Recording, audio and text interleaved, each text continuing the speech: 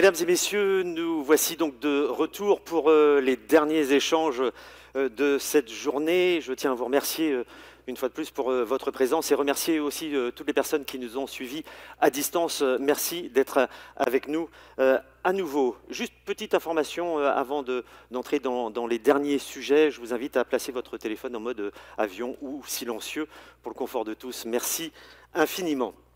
Nous allons donc entrer dans le vif du sujet de ces derniers échanges, puisque le dernier sujet abordé porte sur les nouveaux usages numériques après Covid. Et pour en débattre, eh bien, nous allons inviter le directeur général en charge de l'innovation, la data et le digital du groupe BPCE, Yves Tirode, qui est accompagné de l'ancien vice-président d'Apple, monsieur Jean-Louis Gasset. Sous vos applaudissements, s'il vous plaît.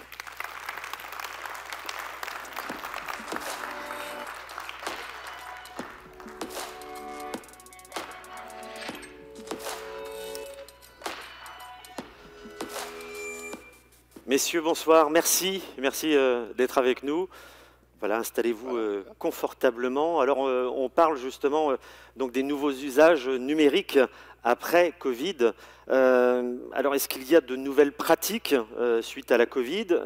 Est-ce qu'il y a une intensification des pratiques? Peut-on faire une sorte d'état des lieux? Yves Tirode peut-être peut commencer, je ne sais pas, par rapport à l'introduction justement sur ce sujet. Tout d'abord, bonjour à tout le monde. Avec Jean-Louis, on a essayé de préparer un peu notre intervention, on a essayé de structurer ça. Et puis on s'est dit que c'était peut-être intéressant de parler de ce qui s'était passé je ne vais pas dire post-Covid, en tout cas post-premier confinement, et puis de regarder ce que ça veut dire pour les clients, pour les collaborateurs dans les entreprises, et puis ensuite de s'interroger sur ce que ça veut dire en termes de pistes d'innovation pour les années à venir. Voilà, c'est un peu le zoom qu'on s'était donné. Oui, je pense que c'est un sujet bien musclé. Dans la vallée, j'ai observé ce qui s'est passé dans les entreprises comme Apple, Google, Facebook, Amazon, puisque Amazon a pas mal de présence dans la vallée. Un de nos enfants travaille chez Google, donc j'ai vu ça un peu de l'intérieur. J'ai des amis bien sûr à l'intérieur d'Apple, et les changements étaient vraiment très intéressants. Par exemple, un de nos enfants s'est trouvé à organiser la distribution de 200 000 Chromebooks aux sous-traitants de Google. Et donc ce sont des conséquences importantes sur le travail, qui ne sera plus, je crois, comme avant. Moi, il y a d'autres points je pense qu'il serait intéressant qu'on partage avec vous. C'est qu'est-ce qu'on a fait pour les banques populaires et les caisses d'épargne, et c'est quoi l'impact de ce qu'on a vu en 18 mois. Alors, j'ai expurgé un certain nombre de chiffres, toujours intéressant de voir. Donc, on a regardé ce qui se passait avant, ce qui se passait après. Voilà. Donc, sur la banque en ligne, par exemple, on va dire juste avant le premier confinement, on avait à peu près 6 millions de clients qui se connectaient par mois à nos sites web, à nos applications. Aujourd'hui, ce matin, on était à 10 millions. Donc on est passé finalement en 18 mois de 6 millions à 10 millions de clients, de Français, qui se connectent sur les applications Banque Populaire et Caisse d'Épargne.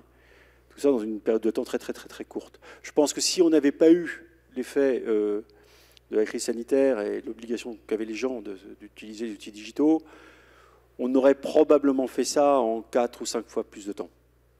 Parce qu'en fait, il y avait vraiment une inflexion très forte de ça. Puis l'autre point aussi qui me semble intéressant, peut-être pour vous aussi, pour vos clients, et je ne sais pas si vous vivez les mêmes choses, c'est que ça s'est fait très fortement avec le mobile.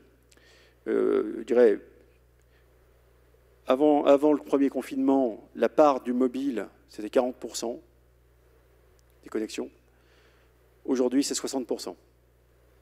Voilà, donc c'est accélération et vraiment le mobile au cœur de ce que nous, on a chez BPCE, je ne sais pas, je pense que Laurent Mignon vous en a parlé, on a vraiment mis tout notre effort sur le mobile, parce que voilà, on voit bien que c'est ça en tout cas pour la banque au quotidien, c'est vraiment le point le plus important. Est-ce que c'est durable? Est-ce que la question qu'on se pose beaucoup, c'est bon, ça a monté. Les services se sont développés beaucoup plus rapidement, comme tu le dis. Les ventes d'outils, de mobiles, d'iPads, de Chromebooks, de laptops se sont développés brutalement, au point de créer des ruptures de supply chain, pardon pour l'anglicisme, pour les chaînes d'approvisionnement. Est-ce que c'est durable? Est-ce que cette façon de fournir, de travailler, va durer, ou est-ce que ça va retomber? Tu vois, Jean-Louis, moi je pense que, enfin, prenons peut-être des exemples concrets, je pense que ce qu'on vit, c'est à la fois massif, je pense que c'est assez pérenne. Bon, il y a deux exemples que je crois intéressants, parce qu'ils sont ancrés dans la vie des clients au jour le jour. C'est quand vous faites des virements, le fait de saisir des nouveaux bénéficiaires. Aujourd'hui, pour le groupe BPCE, donc toutes les banques populaires et les caisses d'épargne, 99% des ajouts de bénéficiaires, c'est-à-dire que c'est quand même 7 millions d'ajouts de bénéficiaires depuis le début de l'année, hein, c'est fait online. Il y a 3 ans, la fonctionnalité de rajouter un bénéficiaire dans les banques en ligne, enfin dans notre banque en ligne, en fait, les caisses d'épargne populaire, elle n'existait pas. Donc ça, typiquement, c'est un usage qui est complètement disparu du physique. Donc maintenant, c'est que online. Sur les virements eux-mêmes, parce que nous, on a une population qui est... c'est pas forcément que des CSP+, ou des geeks urbains. Hein. On a des gens qui sont partout en France, qui souvent, peut-être, découvrent le digital avec l'usage de la banque. On a 96% des virements en France qui sont faits maintenant depuis un espace digital. Alors, ça, c'est des... Je ne pense pas qu'on fera marche arrière là-dessus. Vous voyez, pas typiquement, si je prends ces exemples-là. C'est assez marrant parce qu'il y a 3 ans, c'était des sujets qu'on laissait plutôt aux néobanques ou aux banques en ligne, et aujourd'hui, c'est devenu des sujets de banques traditionnelles, on va dire, hein, qui, du reste, ont développé les mêmes choses que ce qu'on fait que font les banques dites spécialisées digitales. Oui, c'est peut-être l'occasion pour moi de dire que j'observe en tant que... Moi, je ne suis pas un professionnel de la banque, on le sait bien. Je suis un client finalement assez ordinaire. Et je remarque, et je vous le dis en passant, que je trouve la banque française plus moderne que la banque américaine. Ça a été une surprise. Comme j'ai eu l'avantage de me faire virer successivement de 2 banques françaises parce que j'étais un sujet américain et que administrer le compte d'un sujet américain en France, c'est compliqué. Mais j'observe quand même que c'est beaucoup plus moderne. Faire un virement aux États-Unis est souvent plus compliqué que faire un virement en France. Mais je ferme la parenthèse. Ce qui me pose question, c'est le travail. Est-ce qu'on va avoir dans des établissements comme le vôtre, où on se pose la question dans la Silicon Valley, est-ce que le 3+2 ou le 2+3, c'est-à-dire 3 jours au bureau, 2 jours à la maison ou inversement, est-ce que c'est quelque chose qui on le voit, a augmenté la productivité? Ça a été une première surprise, une bonne, naturellement. Mais est-ce que c'est durable? Parce qu'on me dit le travail à la maison, c'est durable, mais si c'était comme ça, je n'aurais jamais rencontré la femme de ma vie. Et donc, c'est une question que je ne trouve pas anodine, même si mon exemple personnel n'est pas forcément le bon. Mais est-ce que c'est durable, ce mode-là? Je voulais la même chose, en fait. Je pense que c'est marrant parce que c'était avant-hier, moi je voyais le patron de Mastercard. On parlait de plein de trucs, et puis il me dit et toi, tu fais de quoi? Tu fais 3 jours ou 2 jours? La question aujourd'hui, c'est pas est-ce que tu fais du télétravail ou pas pour tes collaborateurs, c'est 3 ou 2. Et puis, non, mais c'est ça qui est marrant. Parce que moi, je suis emmerdé parce que j'ai un sujet avec les GAFA. Donc, si je ne leur file pas beaucoup de télétravail, les collaborateurs veulent partir. Donc, voilà. Mais c'était 3 ou 2. Donc, nous, on a plutôt fait 2. Mais ça n'empêche qu'il faut des outils pour ça. Hein, et du contrôle, au sens du pilotage, etc. Et c'est vrai que moi, c'est toujours pareil. Je regardais, quand on réfléchissait à cette conférence, je me suis dit, qu'est-ce qu'on avait, nous, au sein de BPCE, avant et après? Et je pense que dans beaucoup de vos entreprises, vous avez eu le même sujet. Avant, je me rappelle, je poussais comme un malade le fait que nous développions des outils de type Teams. Alors nous, c'était Teams parce qu'on était sur Microsoft, ça aurait pu être Zoom, ce que vous voulez. Et en fait, on avait énormément de mal à expliquer que le collaboratif avait de l'intérêt. C'était difficile. Pas difficile auprès forcément des utilisateurs, mais difficile auprès des décideurs. Alors nous, on avait commencé à développer, à déployer ça. On avait commencé par Natixis, du reste. Et puis après, on avait continué à le faire au sein de BPCE. Mais je pense que je prends que la banque de retail française. C'est assez intéressant. En décembre 2019, on avait mis en place tous nos systèmes, etc. On avait 2000 utilisateurs internes sur 100 000 collaborateurs, hein, qui étaient utilisateurs réellement réguliers, des trucs de type Teams, des vidéos, etc. Un an plus tard, on était à 80 000 sur 100 000 collaborateurs. C'est un peu le même sujet que pour les clients, quoi. Enfin, voilà. Moi, je crois que le avant-après, il est quand même assez saisissant, quoi. Après, on peut s'interroger, moi, je pense fort justement sur quelque chose qui est aussi rapide, une adoption aussi rapide de technologie. Il faut voir comment ça se crante dans les processus des entreprises. Parce que, voilà, est-ce que à la fin, ça va être positif pour leur profitabilité, pour leur efficacité ou pas? Voilà. En tout cas, la réalité, c'est que en quelques mois, moi je le vois, je donne les exemples concrets de BPCE, je vois ce qui s'est passé, quoi. Donc, le futur dira si ça va continuer à se déployer ou pas, mais le déploiement est déjà très très vite fait, quoi. Mais est-ce qu'il y a une segmentation? Par segmentation, je veux dire, il y a par exemple le codeur qui est sur un projet.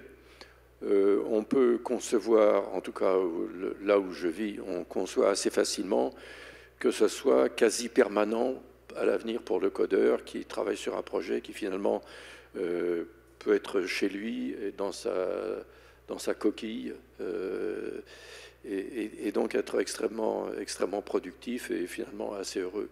Mais en même temps, il y a une équipe qui va être obligée de faire démarrer un projet et comment est-ce que la communion des créativités va se faire? Est-ce que le télétravail, puisque ne nuit pas à ce genre d'excitation, d'échange d'idées et d'émotions qui font avancer un travail, ou au contraire, si on le fait en Zoom ou en Teams de Microsoft, est-ce que ça va être aussi bien?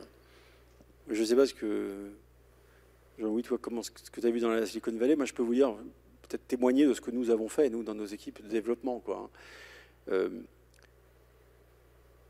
Quand on a été, je me rappelle très très bien, c'était en mars 2020, vous savez, il y a eu en France ce qu'on appelle les prêts garantis par l'État. Et la question qui se posait, c'est est-ce qu'on peut faire une souscription d'un PGE online ou pas? Bon, et nous, évidemment, on s'est dit, on va essayer quand même de les faire le plus en ligne possible, parce que, y compris les dirigeants, on n'avait pas le droit forcément de se rendre dans des agences bancaires. Donc on a duré, c'était les premiers, peut-être même quasiment les seuls, à mettre en œuvre de la signature électronique, la présentation des contrats, etc., en ligne. Et on l'a fait en 4 semaines. Donc ça, c'est des développements qu'on a su faire avec des outils qu'à distance. De la même manière, tout ce qui était mise à jour des applications mobiles, etc., dans les stores, en particulier tout ce qui était la maintenance sur les failles de sécurité, etc., on a tout fait à distance. Tout. Y compris les tests de nos applications qui étaient faits à distance. Ça, on l'a pu le faire.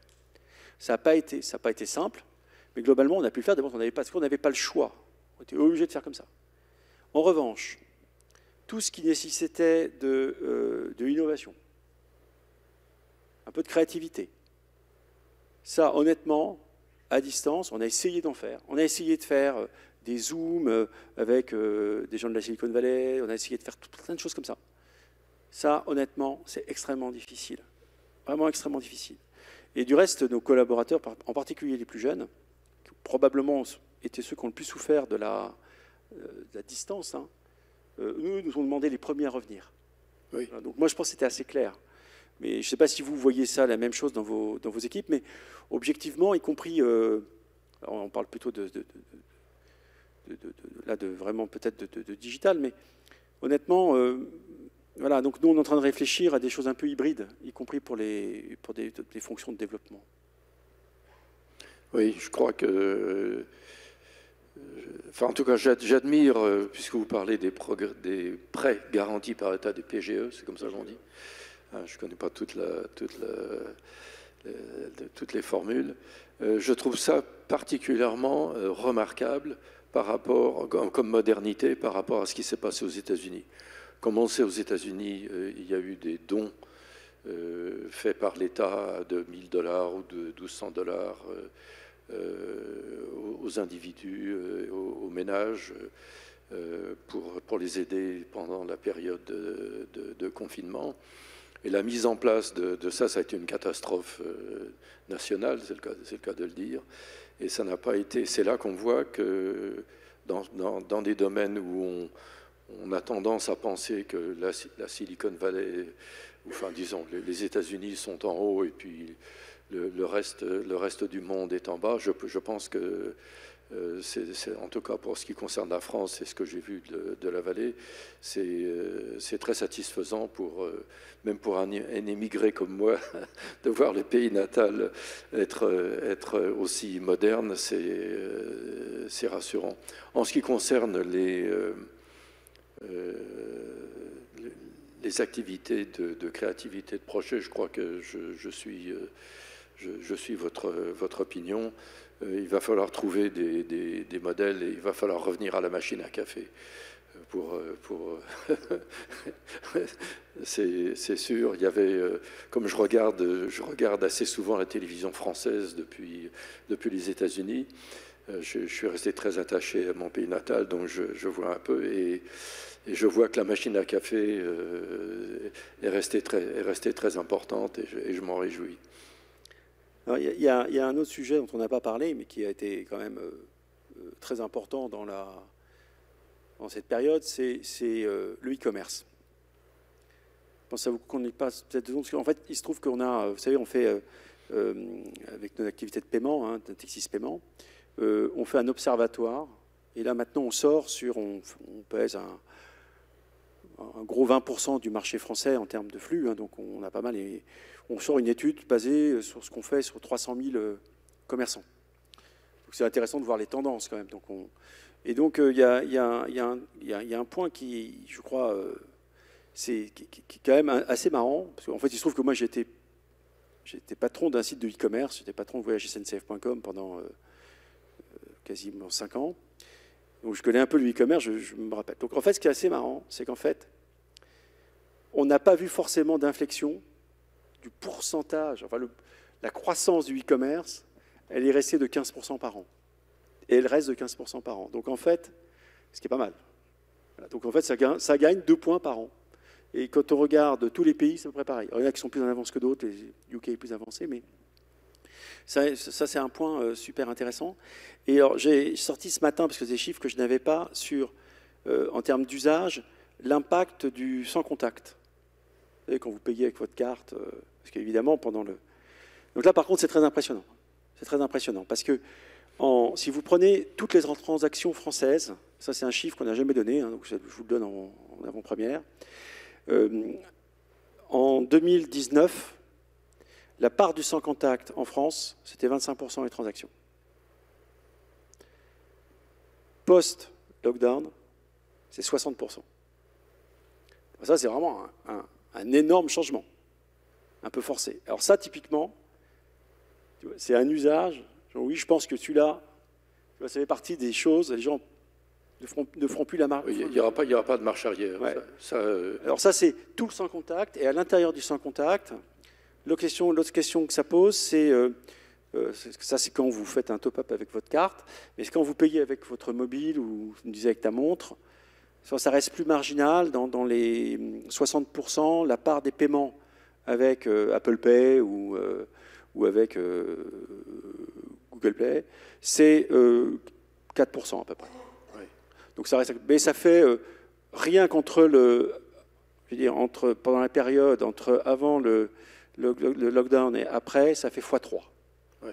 Donc quand même, c'est une augmentation significative. Mais ça, je pense que c'était intéressant que vous ayez ces ordres de grandeur parce que, vous voyez, c'est quand même des choses. J'essaie de vous donner plein de chiffres de mon métier, de ce que je vis au jour le jour, mais le avant-après, il est quand même très très très saisissant. Ouais. Ouais. De toute façon, une fois qu'on a goûté au fait de pouvoir payer avec une montre, on ne veut plus revenir en arrière. Et j'ai épousé quelqu'un qui n'est pas du tout un technoïde et qui donc était très réticente au fait d'avoir une montre électronique. Mais quand mon épouse non technoïde s'est aperçue qu'elle pouvait payer à peu près partout avec sa montre, c'est fini. C'est terminé. Elle ne sortira plus une carte de crédit de son sac. Et je dois dire que pour moi, le fait d'arriver à Paris, de m'installer au Café de Flore et de dire aux garçons de m'apporter la pompe à fric, au moment de apportez-moi la pompe à fric et puis de payer comme ça, c'est fini. Et ça, je crois que c'est permanent. Et c'est une vraie bonne innovation qui facilite la vie, les petites facilitations de la vie quotidienne que je salue toujours avec grand plaisir. Et au passage, pendant cette période de confinement, on a mis à jour, alors pour nous, du côté Natixis, on a mis à jour plus de 400 000 terminaux de paiement, parce qu'on a changé tous les seuils, toutes ces choses-là. Et tout ça s'est fait aussi à distance. Je vous le dis parce que notre activité a continué, oui. Et elle a continué, y compris sur des transformations majeures, parce que là, on parle vraiment de... Ces choses-là sont complètement au cœur de terminaux ingénicaux. On n'a pas que d'ingénicaux, on a de tout. Non, mais Mais c'est ça, oui. Oui. Moi, j'ai une anecdote sur les terminaux ingénicaux. Allez-y. C'est une bonne anecdote. Vous savez que je suis assez inféodé à Apple, mais un jour, j'achète un produit Microsoft à la boutique Microsoft du centre commercial de Stanford. Et donc, au moment de payer, je vois qu'il y avait un terminal ingénico, et j'ai approché ma montre du terminal, et à la stupéfaction de l'employé de Microsoft, la transaction est passée parce que le terminal était prêt, avait été mis à jour et était prêt à recevoir une transaction chez Microsoft. Donc voilà, donc c'était les quelques sujets. Il y a peut-être un sujet, parce que là je vois le temps qui s'écoule. Ce serait sympa qu'on en parle ensemble. Je crois que c'est qu'est-ce que ça veut dire en termes d'innovation, quelles sont les choses qui vont se passer maintenant, quoi. Et donc voilà, moi je peux, peut-être si je lance le débat, alors, quand je vous parlais de banque, moi il y a quand même un point alors, qui m'étonne toujours un peu, parce que je trouve que j'ai travaillé dans d'autres secteurs d'activité, je travaillais dans les télécoms, je travaillais dans l'e-commerce, dans les transports, c'est qu'aujourd'hui, quand on regarde la part, qu'on prend tous les investissements de technologie dans le monde, en 2019 et 2020, la part des fintech, c'est 20%. Donc c'est toujours un peu étonnant, parce que c'est quand même colossal, quoi. Donc ça pèse à peu près 170... En 2019, c'est évalué à 170 milliards de dollars. Donc la question, c'est mais quelles sont les innovations, quelles sont les fintech qui vont décoller?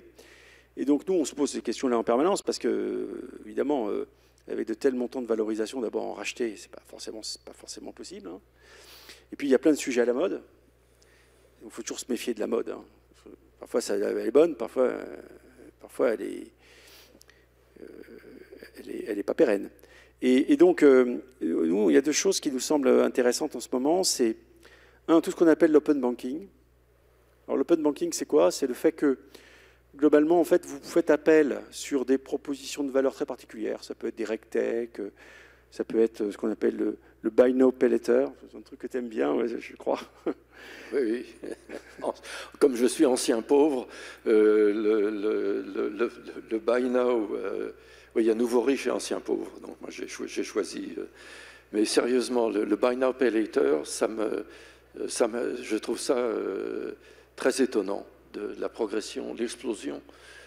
Aux États-Unis en tout cas, et tu me l'as dit en France également, payer quelque chose en 4 fois comme ça automatiquement, puisque quand on a un compte ouvert, ça se fait tout seul.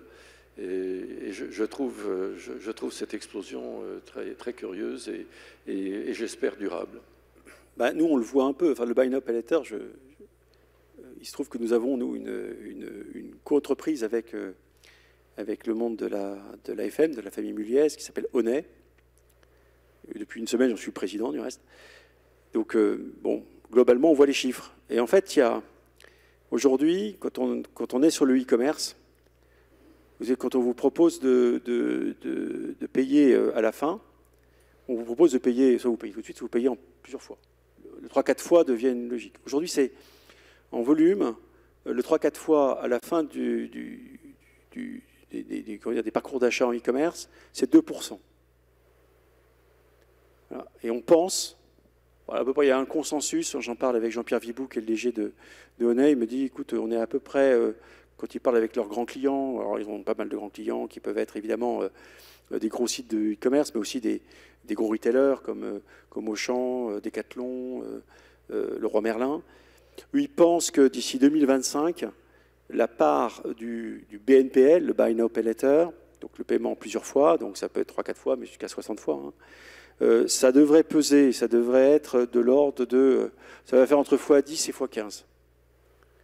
Donc globalement, ça veut dire que pour tous les marchands, à la fin de l'achat, on vous proposera systématiquement du 3-4 fois ou du 60 fois, hein, et que ça pourrait peser entre 20 et 30% des paiements à la fin pour l'ensemble des marchands. Donc c'est une tendance qui semble assez lourde. Voilà, ça semble être et ça partout dans le monde, c'est ce qu'on voit. C'est pour ça que les valorisations de boîtes comme Klarna, Alma, etc., affirment aux États-Unis, atteignent des sommets, parce qu'évidemment, les gens se disent, sur un business de e-commerce qui croît de 15% par an, à l'intérieur du e-commerce, vous allez faire x10 ou x15, et on se dit, grosse valorisation derrière. C'est étonnant. Et je me pose... moi, je n'aime pas avoir de dette, donc je suis toujours très, très réticent en face de ces formules-là. Je me dis, est-ce que c'est à cause du Covid que ça a explosé, ça? Ou est-ce que c'est une autre tendance de société? Ça me... Ça, je sais pas. Oui, ben oui. Bon. Ça, on n'en sait rien, mais en tout cas, c'est une tendance. Enfin, entre le Buy Now Pay Later, c'est probablement une tendance très très forte de 3-4 prochaines années. Nous, l'autre tendance qu'on voit, mais ça, je pense que dans plein d'autres industries, vous le voyez, c'est la création d'écosystèmes autour de grandes plateformes. Sachant que moi, je considère aujourd'hui que, si on prend BPCE, c'est devenu une plateforme. Nous sommes une plateforme. Nous, on a déjà une audience. Rien que vous prenez l'audience de BPCE, c'est un truc que les gens ne savent pas, hein, mais notre audience aujourd'hui, c'est à peu près supérieur à 2 milliards de visites par an. Donc déjà, nous, on est plus gros que des gros sites. Et nous, c'est une audience hyper qualifiée. Hein. Donc nous, c'est tous les clients qui se connectent maintenant, c'est de l'authentification forte, on sait qui c'est, etc. Donc c'est 2 milliards de visites hyper qualifiées. Hein. Et donc fatalement, les fintechs viennent nous voir et nous disent, mais nous, on aimerait bien se connecter à vous. Et du reste, elles n'ont pas le choix. Parce que si elles doivent elles-mêmes se générer ce trafic-là, ça va leur coûter très très très cher. Donc on est en train de plus en plus de réfléchir, comme le font les gens de la vallée, tu vois, Jean-Louis, on va faire notre marketplace, Nous, l'ensemble de notre IT, maintenant, elle est basée sur des API. Parce que, voilà, si vous n'êtes pas modulaire, ça ne marche pas. Par exemple, nous, tout ce qui est virements internationaux, aujourd'hui, nous, dans nos applications mobiles, c'est fait avec une fintech qui s'appelait avant TransferWise, qui s'appelle Wise aujourd'hui. Voilà. Et ça, le client ne le voit pas. C'est normal. Oui, c'est déjà intégré. Donc on devient une sorte d'écosystème et je crois que c'est ça l'open banking. Ça me laisse rêveur. Non mais sérieusement, c'est la taille, quand tu parles de la taille du nombre de transactions, de connexions annuelles, sont des chiffres qui me laissent rêveur parce qu'on a toujours tendance, une fois encore, je vais le dire, à penser que les États-Unis, c'est très grand, etc. Mais finalement, c'est d'une taille qui me laisse vraiment rêveur. En tout cas, ce qui est sûr, c'est que, c'est un dernier truc, moi je pense plus en plus profondément, c'est que le digital, il est en train de se cliver sur 3 continents. Et que et c'est dû à non pas à des contraintes technologiques, non pas à des raisons d'habitude des consommateurs, mais je pense que ce qui va se passer en termes de privacy, c'est extrêmement différent suivant les continents. La privacy vue de la Chine, la privacy vue de l'Europe, ou celle vue des États-Unis, n'est pas la même. Et moi, je suis absolument convaincu que la manière de faire du business en Europe, en Chine ou aux États-Unis va être extrêmement tirée par la réglementation qui va être faite des data. Et les initiatives européennes en la matière sont très nombreuses.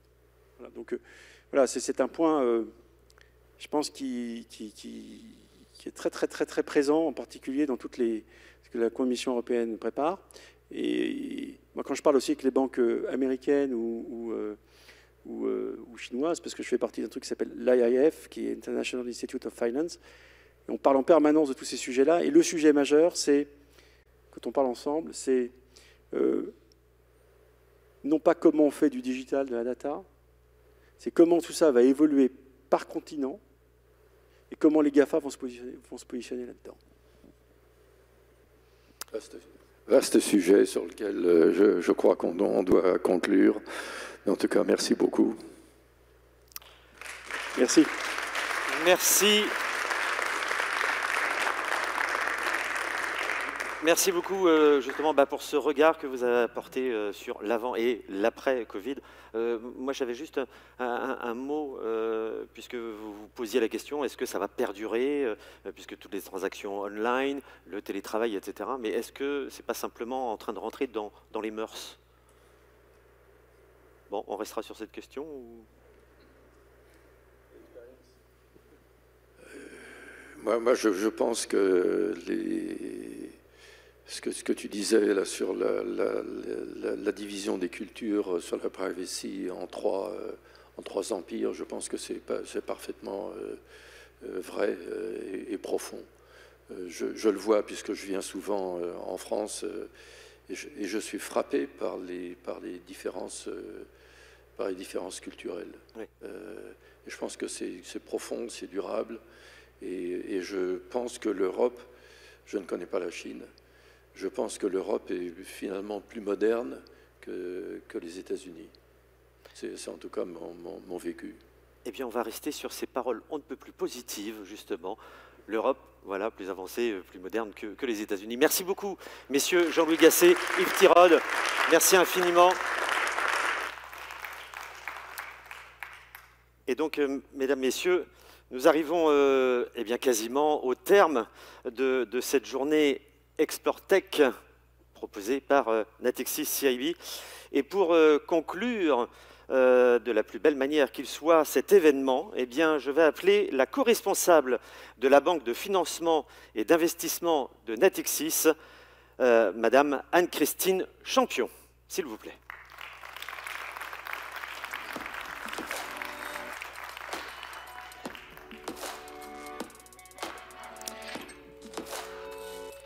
Alors, peut-être que cela vous surprend, le jingle a été lancé, Anne-Christine Champion ne monte pas sur scène, et pour cause, puisque Explore Tech a porté toute la journée sur l'innovation. Et en guise de conclusion, justement, eh bien Anne-Christine Champion a souhaité innover pleinement.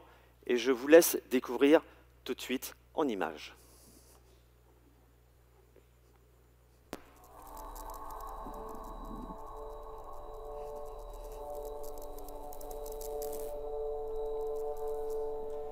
Bonjour à toutes et à tous.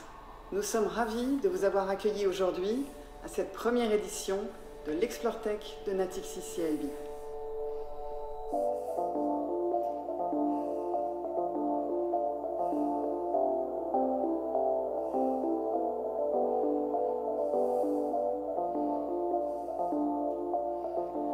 La tech est un enjeu majeur de développement social et économique qui touche l'ensemble des acteurs de la société.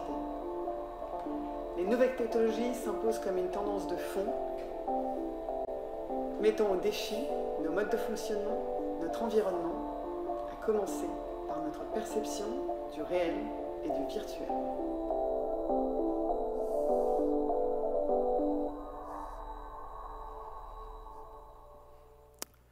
Mesdames et messieurs, merci d'accueillir Anne-Christine Champion, s'il vous plaît.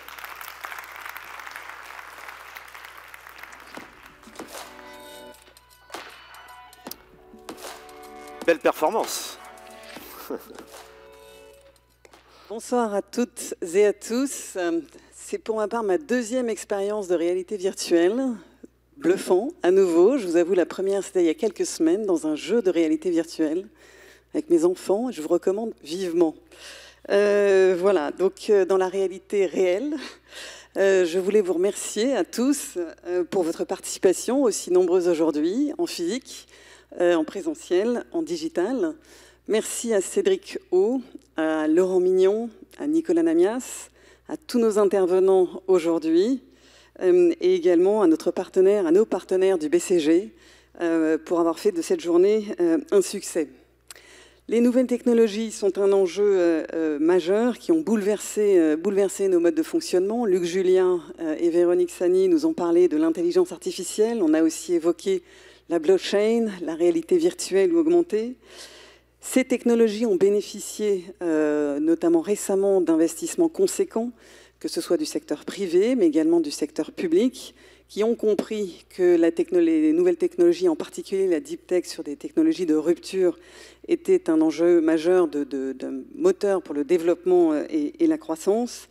Et nous l'avons vu dans l'Explore Tech Survey qui a été présenté par Thibaut Cuillère et Amine Benayad. Notamment, par exemple, 90% des entreprises aujourd'hui interrogées dans le survey ont investi dans la deep tech.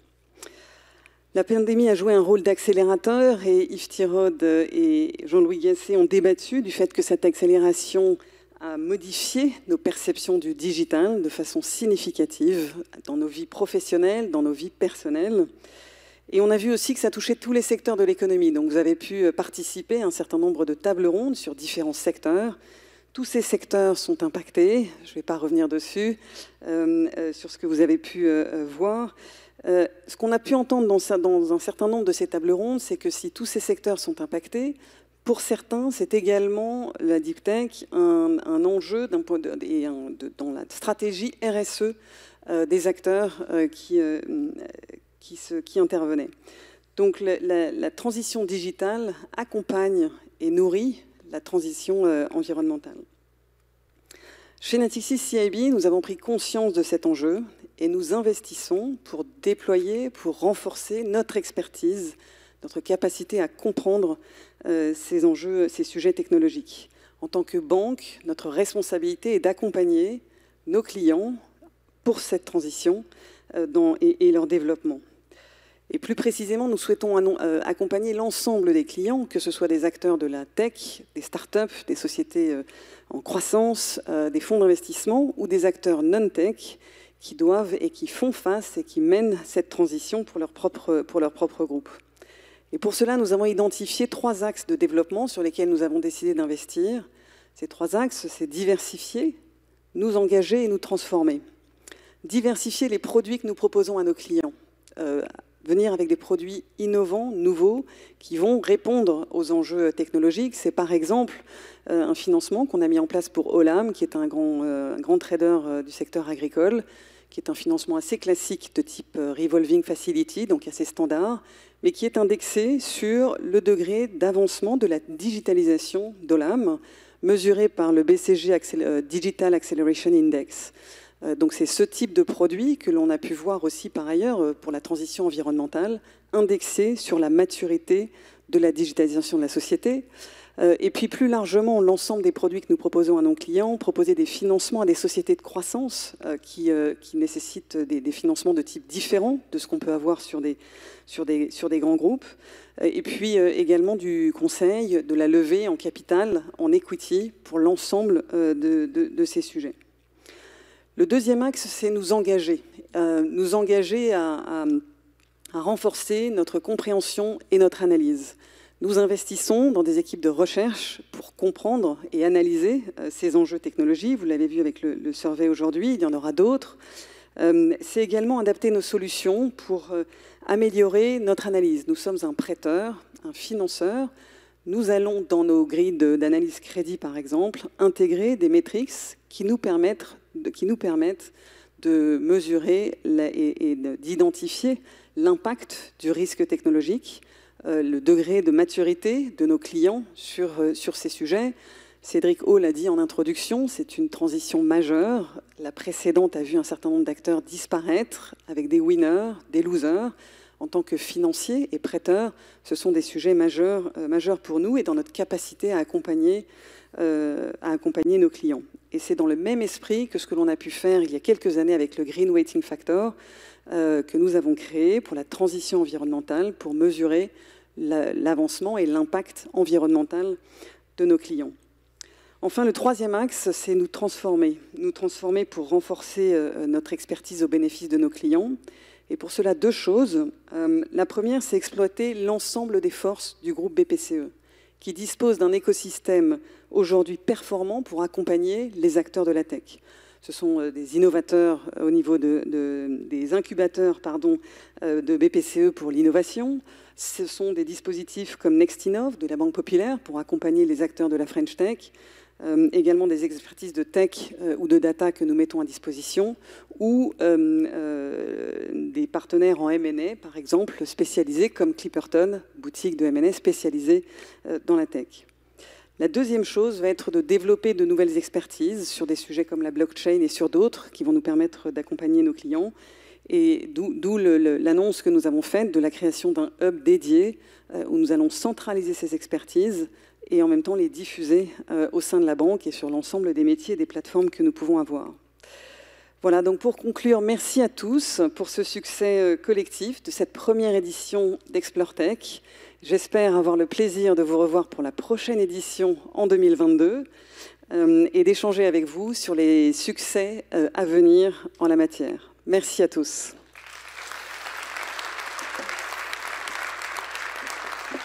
Merci beaucoup. Merci. Merci Anne-Christine Champion. Merci. Donc effectivement, on arrive au terme de cette première édition d'ExploreTech 2021. Première édition donc, qui marque le début de succès collaboratif entre tous les acteurs présents, c'est-à-dire vous et tous ceux qui nous suivent en distanciel. Alors les échanges ne sont pas pour autant terminés puisque vous allez être invités au cocktail juste à l'issue de cette journée, donc en sortant dans la grande halle. Et d'ailleurs, justement, on l'a vu avec la réalisation d'Anne-Christine Champion, vous avez tout le loisir, encore si ce n'est déjà fait, eh bien, de réaliser votre propre avatar dans la capsule proposée par Silke. En tout cas, merci à vous tous et toutes pour votre présence, je le répète, en présence et à distance. Merci à tous les intervenants d'aujourd'hui. J'aimerais remercier également l'équipe qui a organisé cet événement, à savoir, pour les citer, Hélène, Isabelle, Céline, je crois qu'on peut les applaudir, s'il vous plaît. Merci à elles. L'équipe technique, également patronnée par Charles-Henri et Tania en régie. Ils vont recevoir vos applaudissements également. Et effectivement, comme l'a dit Anne-Christine Champion, eh bien, on espère vous retrouver dans un an pour la seconde édition d'ExploreTech par Natixis CIB. Merci à vous tous, une très belle soirée. Merci.